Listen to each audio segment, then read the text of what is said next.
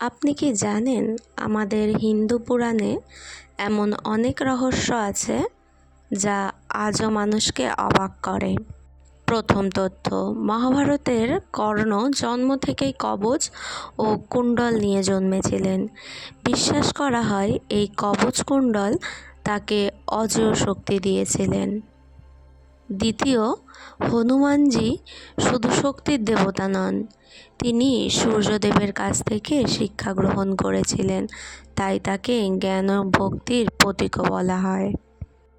তৃতীয় তথ্য, পুরাণে বলা হয় কৈলাস পর্বত শুধু একটি পাহাড় নয়, এটি মহাদেবের আবাসস্থল এবং রহস্যে ঘেরা এক পবিত্র স্থান। চতুর্থ তথ্য, সমুদ্র মন্থনের সময় শুধু অমৃত নয়, বহু অলৌকিক বস্তু বেরিয়েছিল। তার মধ্যে ছিল লক্ষ্মী দেবী, চন্দ্র এবং কালকূট বিষ। আরও এমন অজানা পুরাণের রহস্য জানতে ভক্তি জগৎ ইউটিউব চ্যানেলকে সাবস্ক্রাইব করুন।